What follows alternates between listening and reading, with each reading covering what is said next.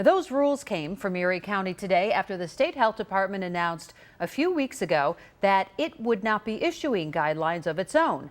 These are some of the high headlines. The big ones are there at the top. Masks will be required for everyone indoors and recommended for everyone outdoors. And it comes on the day fall sports started practice. 2 on Your Side's Dave McKinley takes a closer look at how that could be affected.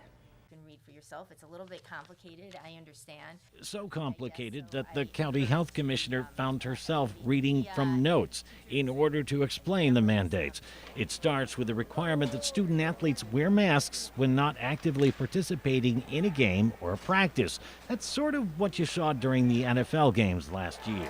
Where it gets interesting, though, is that in the event of someone testing positive who's on a team, rules will kick in which are different for those who are vaccinated and those who are not. For instance, if even one member of a team tests positive, all unvaccinated players and coaches are required to pause for 10 days from games and practices, while vaccinated players and coaches may continue.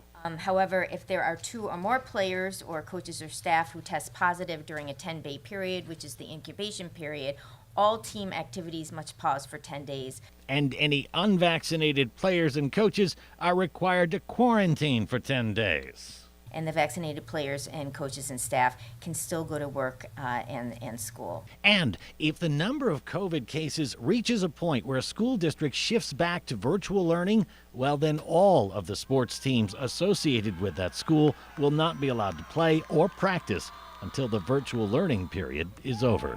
Dave McKinley, Channel 2 News. One more thing, officials from Section 6 Sports told us they would reserve comment until they get a chance to completely understand the rules and the implications. And as you heard the health commissioner infer, it is a lot to digest. So in order for you to more completely understand, we do have a link to all the rules on schools and interscholastic sports when you look for this story right now on our website, WGRZ.com. Dave McKinley, Channel 2 News.